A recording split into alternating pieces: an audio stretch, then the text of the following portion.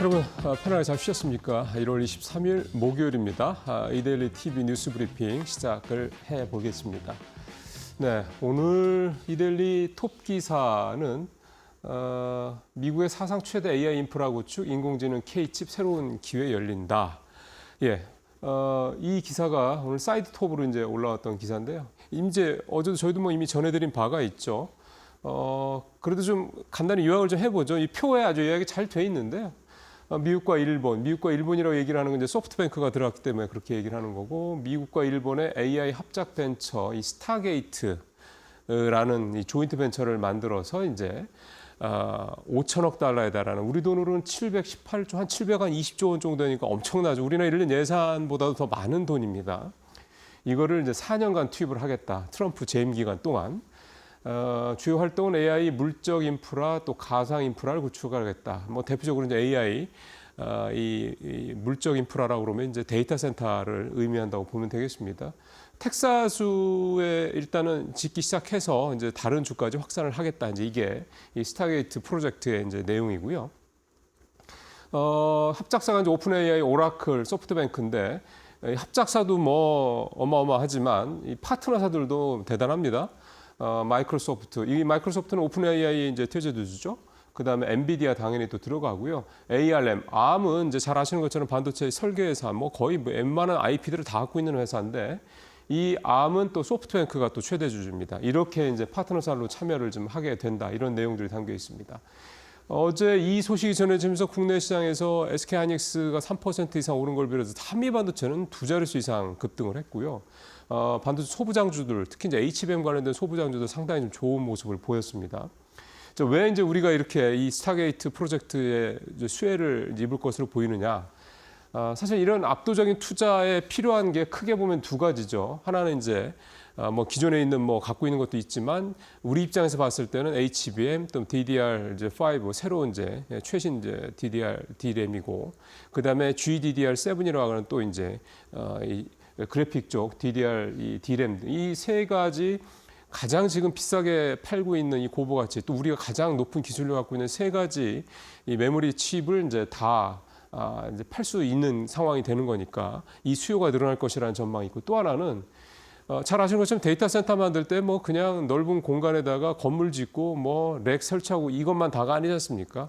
여기도 전력 공급이 또 안정적으로 들어가는 게 필수적이죠. 그래서 어제 국내 전력망 구축과 관련돼서 변압기, 전선, 원전주까지 어제 동반해서 모두 급등을 하는 그런 모습들이 좀 보였습니다. 결국은 이제 이 사업 자체가 물론 좀 아쉬운 거는 우리가 이 스타게이트에 파트너사로도 들어가는 데가 없다라는 게 좀 아쉽긴 하지만 어쨌든 이거에 대한 소위 말하는 이제 그 트리클 다운 효과라고 할 수 있는 거죠. 이 낙수 효과를 우리 이 반도체 관련된 기업들, 전력 관련된 기업들, 원전 관련된 기업들이 입을 수 있다. 이 점이 이제 어제 우리 시장에서 크게 어제 또 우리 시장 자체도 코스피, 코스닥 다 좋지 않았습니까? 그렇게 좀 영향을 미쳤다. 이렇게 좀 볼 수가 있겠습니다. 어쨌든 여러 가지로 좀 불확실성이 크고 어렵다라는 상황에서도 이렇게 어쨌든 우리 반도체 쪽, 또 전력이라든가 전선, 또 원전 이쪽에 대해서는 이 수혜가 계속해서 좀 나오고 있다. 이렇게 볼 수가 있겠습니다. 자, 오늘 증권매한 톱 기사는요, 4분기 어닝 시즌 이제 본격화되는 것 관련돼서 이제 시장은 좀 불안불안한데 지수가 좀 올라도 뭐 아주 좀 화끈한 느낌은 없죠. 그러다 보니까 그래도 믿을 건 실적주다라는 겁니다. 자, 사실 이번 4분기 실적 시즌은 기대치가 상당히 좀 낮습니다. 표를 한번 좀 볼까요?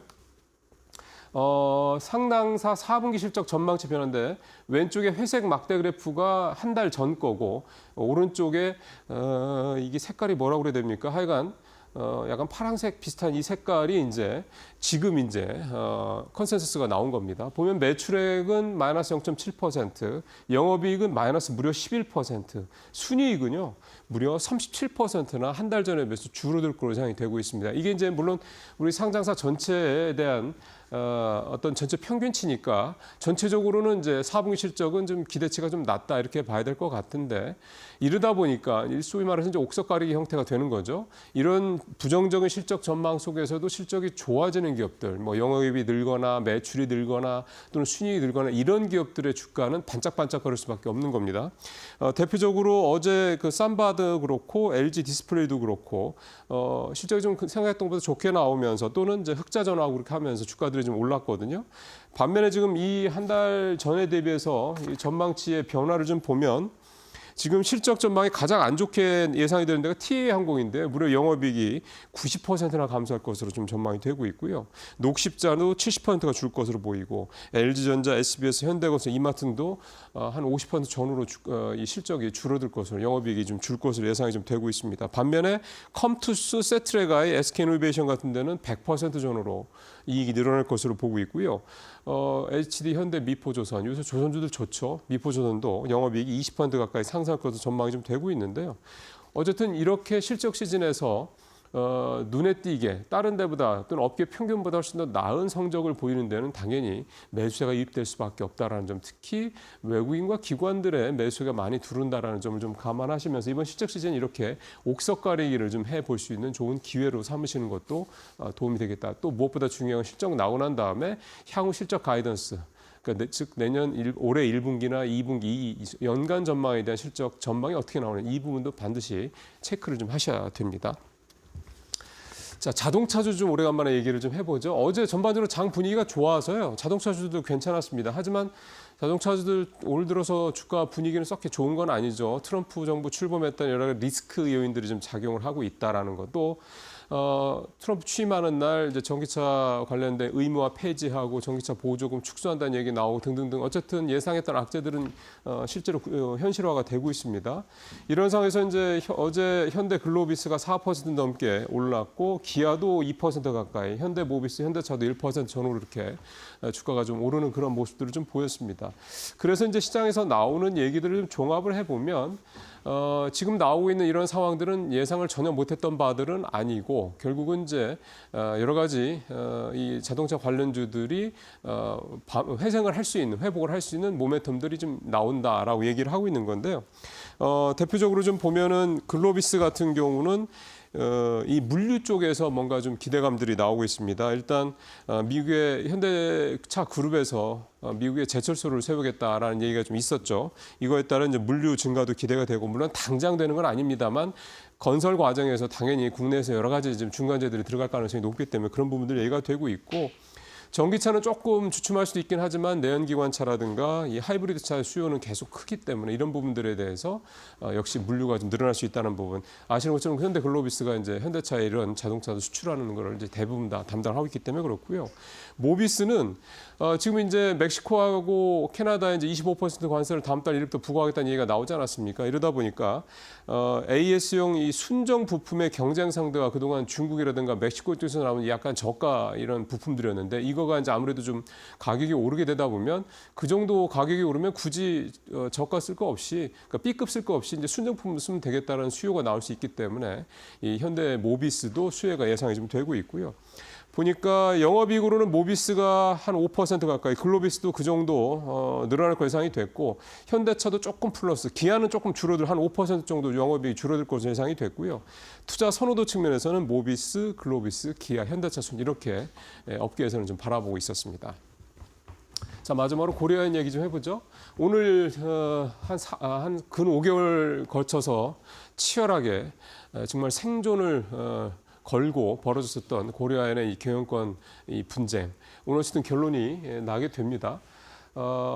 그 고려아연 측에서 제시를 했던 집중투표제, 이게 이제 국민연금이 오케이를 하고 해서 뭔가 이게 되는 게 아니냐라는 나와서 집중투표제가 도입이 되면 최 회장 측이 좀 유리하게 되지 않겠냐 이런 예상이 나왔는데 이게 법원에서 인용이 가처분 신청을 받아들여서 이게 이제 적용을 할 수가 없게 됐죠. 그러다 보니까 급속하게 MBK 측으로 유리한 국면이 전개되는 쪽으로 얘기가 좀 되고 있었는데요. 특히 이제 캘리포니아 그 공무원 연금 같은 이런 외국 쪽의 이 연기금들이 이 MBK 측 손을 좀 들어준 것도 좀 있었고요. 우리 기관도 한 16군데가 MBK 측에 지지하는 그런 얘기를 좀 하고 있어서 완전히 좀 넘어가는 게 아니라는 얘기가 나왔는데 어제 오후에 최 회장 측에서 또 새로운 승부수를 던졌습니다. 그게 뭐냐면 고려아연의 손자 회사인 SMC라는 회사를 통해서 영풍의 지분을 10.3%를 이제 전격적으로 인수를 좀 했습니다. 지분을 매입을 했습니다. 이게 왜 이걸 했냐면 상법에 상호주 제한 제도라는 게 있는데요. 이게 뭐냐면 이 양쪽 회사가 10%를 초과하는 지분을 서로 갖게 되면 각 회사의 어떤 의결권을 행사하는 거를 이제 하지 못하게 돼 있는 겁니다. 이거를 노린 거죠. 그래서 고려아연도 그렇고 영풍도 그렇고 서로에 대해서 10% 이상 지분을 갖고 있는 거기 때문에 이 상호주 제도에 이제 해당이 된다 이거고요. 이렇게 되면은 영풍이 지분을 의결권을 행사할 수가 없게 됩니다. 그렇게 되면 완전히 또 판도가 바뀔 수가 있는 거죠. 영풍이 가장 많은 지분을 갖고 있기 때문에요.